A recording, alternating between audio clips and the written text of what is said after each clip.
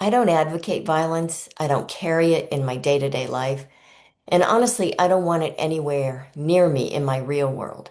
But I do love a good revenge story. Hey, creative souls, writers, word witches, thank you so much for tuning in. I'm always happy that you're here. If you don't know me, my name is Johnny. You can learn more about me and my work, including my new novel, Miranda's Garden, at my website, johnnymazzacco.com. You can also visit my blog, Writing Through the Body. I'm also on LinkedIn and Substack, and I will soon be posting more on Pinterest. And when you go to my website, you will see at the top of the page, at the welcome page, you can get my free 10 ways to banish writer's block. And that will automatically sign you up for my email list, which is on Substack. You'll get a weekly liminal letter from me. That's the name of my newsletter, with tidbits about the writing life and ways that I can support you in writing and just me thinking about what it means to be a writer. So, about this business of not being a violent person but loving revenge stories. I know it sounds probably like a contradiction to some people, but it isn't one that I apologize for. If you know me, I don't apologize for much, unless I've done something wrong to hurt somebody. But certainly not for being me and thinking the way I do and liking the things I like and disliking the things I don't like. I think this contradiction is the whole point of this video. And today I want to talk about why revenge stories, both on the page and the screen, might be one of the most psychologically necessary genres that we have. Not despite the fact that they're dark, but because of it. And this is sort of a fourth piece in a loose series that I've been building. We've talked about redemption arcs in one video. We talked about villain arcs in another video. And then lastly, we talked about leaders unraveling under the weight of their own power. And to me, revenge is a piece that's been missing. And so if those three were about how power breaks and how it's understood and how it falls apart against its will, revenge is about power falling apart on purpose, with someone finally holding the wheel to set things right and to bring things back to some kind of balance. So let's first talk about why this feeling exists. Aristotle had a word for this, catharsis. He thought that tragedy existed to purge pity and fear, and that watching terrible things happen to characters in a contained and controlled way let the audience feel those emotions all the way through and then release them. So revenge stories do something similar, but in a different, kind of with a different sort of emotional cocktail, if you will. So with revenge stories, we have rage, helplessness, and then a hunger for justice. And maybe that's why I love revenge stories, because I have learned that I've always been made fun of and told I'm way too intense all my life, because of my deep desire for justice. And what I've learned is that oftentimes people who have a brain wiring like mine, who are neurodivergent, have a strong desire for justice. So it makes perfect sense to me. And fuck all those people who gave me a hard time for wanting justice in the world. Can you imagine? Screw them. So here's the thing I want to be precise about when I talk about this, and I think this matters. I don't think revenge stories are really about violence. There definitely often is violence in them, depending on the genre of the revenge. Um, but I think at their core, they are really about a kind of moral ledger that has gone out of balance. So someone broke a rule that the world should have enforced and it didn't. And the villain gets away with it. And then the wrong just sits there unanswered. And it creates this kind of itch that we want to have scratched, that we want to see that balance come back. And so I think the satisfaction really doesn't come from the punch or the blade or the bullet. It's in watching consequence finally catch up to someone who seemed untouchable. So I think the Count of Monte Cristo might be the cleanest version of this. Edmond Dantes isn't a violent man by nature. He's a wronged man who spends years crafting a reckoning so precise it functions almost like justice, right? The pleasure of that story isn't bloodshed, there's barely any. It's design. And it's watching someone build the scales back into balance, plank by plank. So, why do some revenge stories work and others don't? Not every revenge story lands the same way, and the difference is almost entirely about pacing. So, generally speaking, the formula, when you break it down, is this: there's the injury, there's the slow, often humiliating, drawn out until the character, and then we, as the reader or viewer, are genuinely helpless. And then the second part is the cost of the inaction, and that we sit in that helplessness long enough to earn wanting the reckoning. So we don't want that reckoning just because we're assholes. We want the reckoning because we have felt this long, drawn out injury, and then we've had to sit with the cost of that injury. And that's when the rage builds. And then we have the third part, which is the turn, right? The character claims agency, competence, and they create a plan.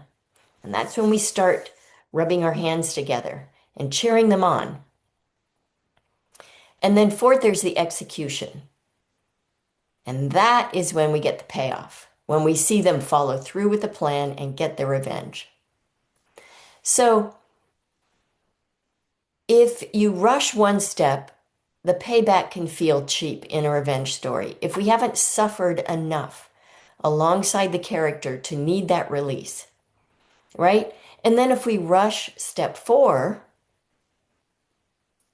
it can feel hollow.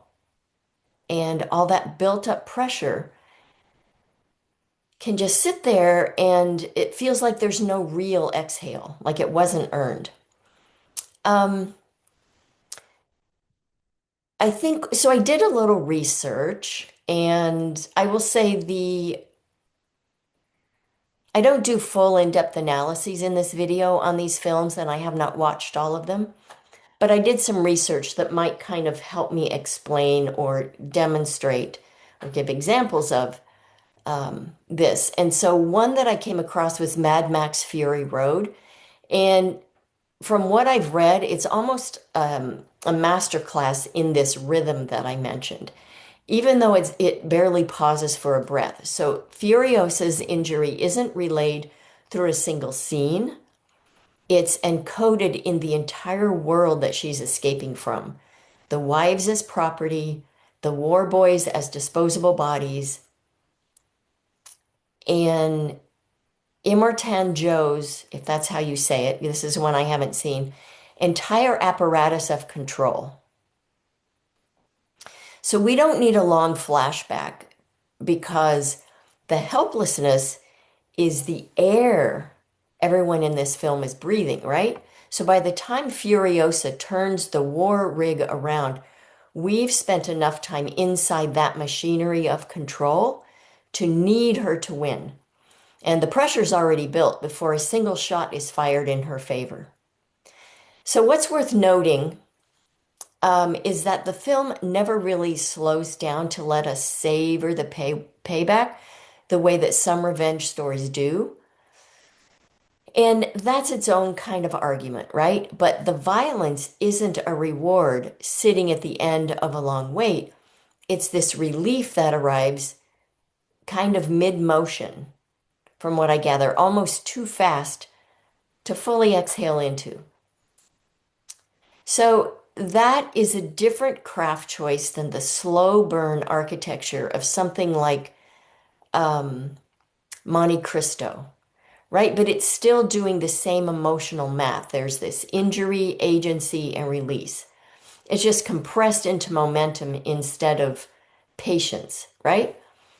Promising Young Woman pulls us back out of that momentum entirely, where Fury Road lets the release arrive almost too fast to sit with. This one, Promising Young Woman, does something more uncomfortable and maybe even more honest. It questions whether the reckoning ever actually balances the scale, or whether revenge itself becomes its own kind of trap. So it's worth bringing in here if you want to complicate, right, the catharsis argument rather than just celebrate it. So I think you will find that that basic four kind of part process that I laid out is often complicated, I think, in many revenge stories. And so as you watch revenge stories or think about some that you like, you might think, well, that didn't do that so much, or it did that.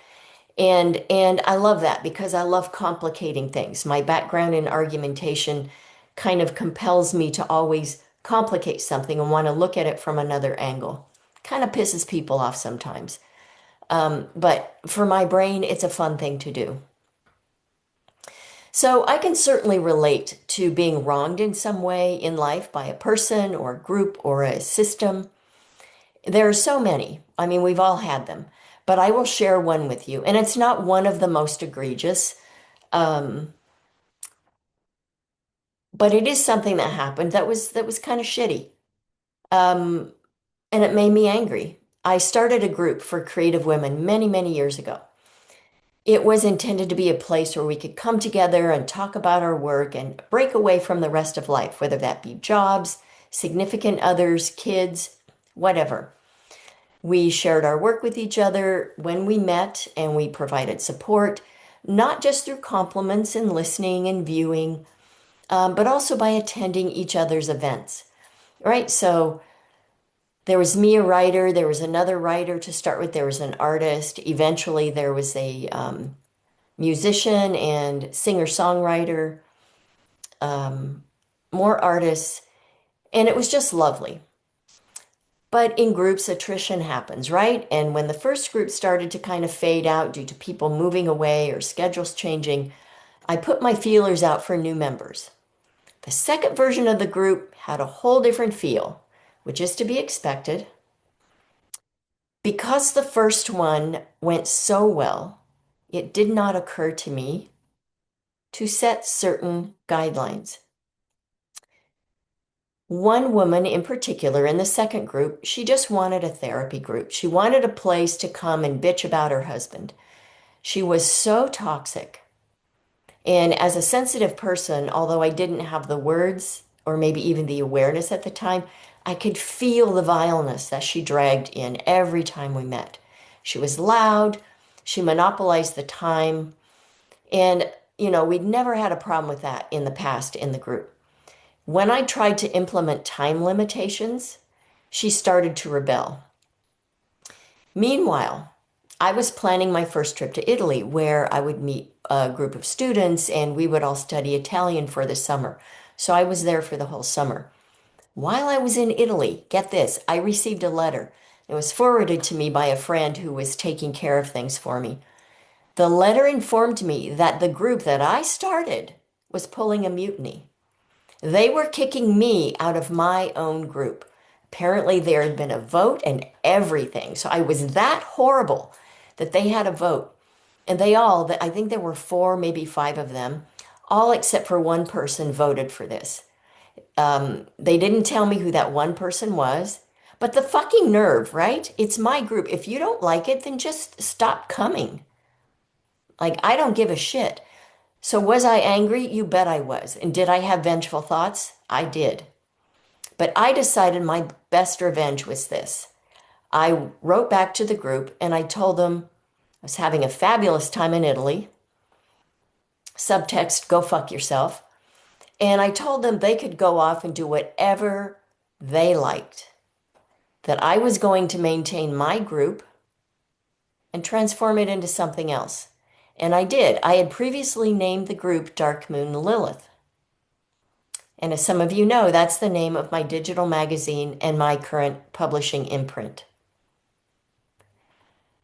So again, I've had far more egregious things come my way at the hands of others.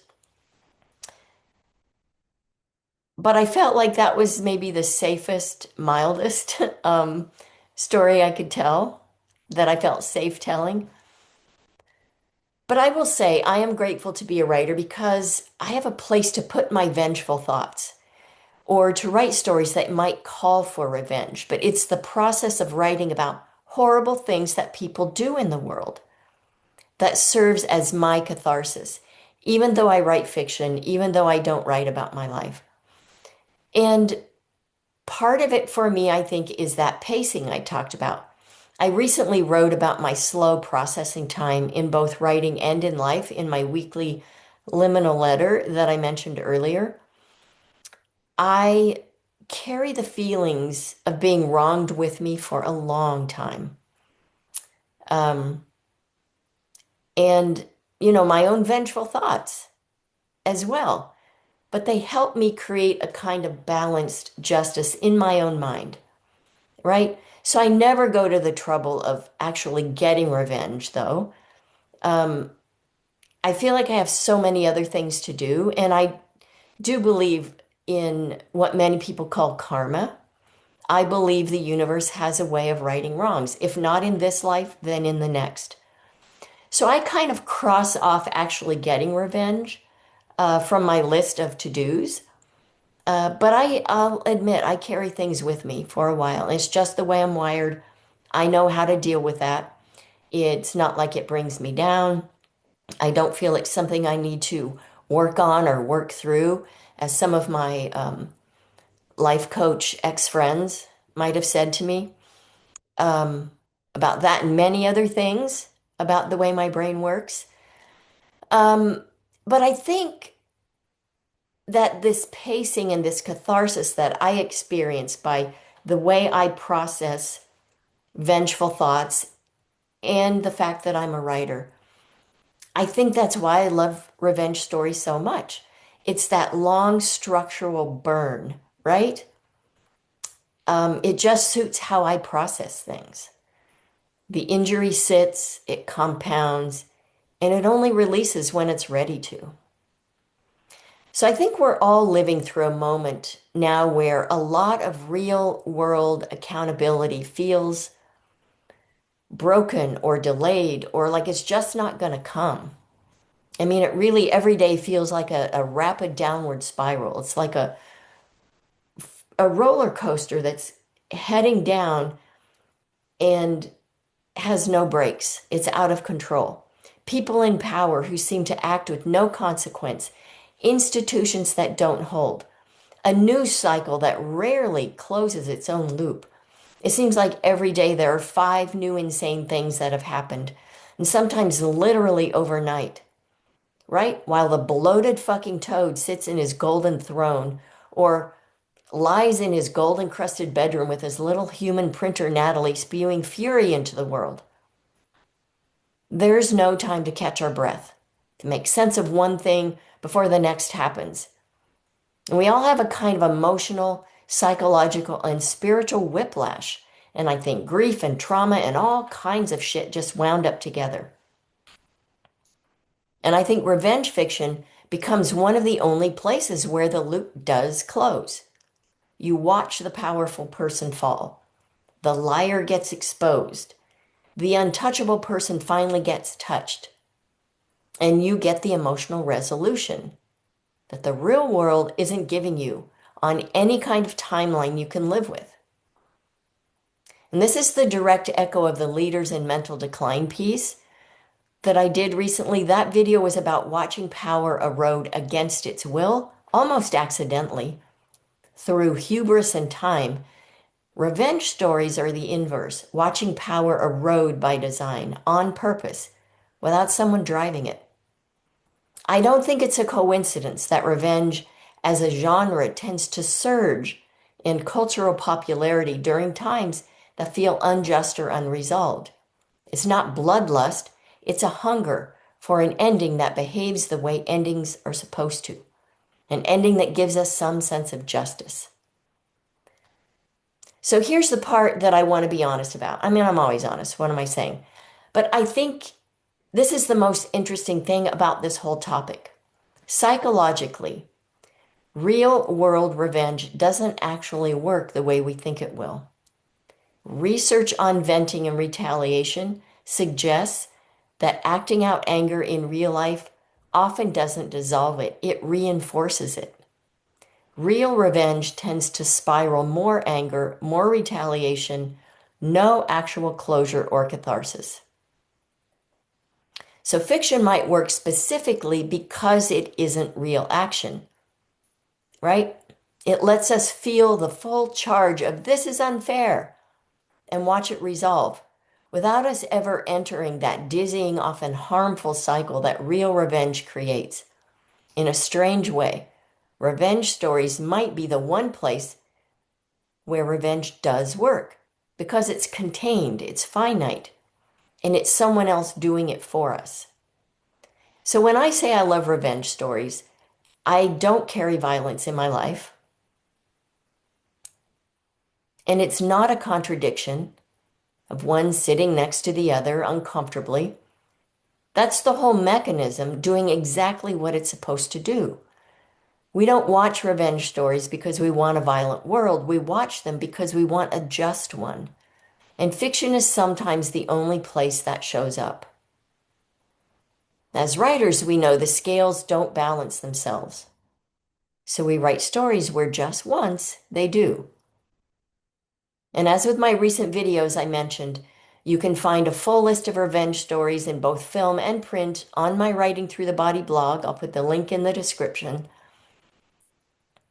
And if you want to help me get revenge on those bitchy women who treated me like I was a nothing nobody, you can buy my novel, Miranda's Garden. I will also put the link to it in the description. And if you can think of any other titles I haven't mentioned over on the blog about revenge stories, please leave them there and I will add them to the list. As always, lovely writers, I send you mad writing mojo. Happy writing!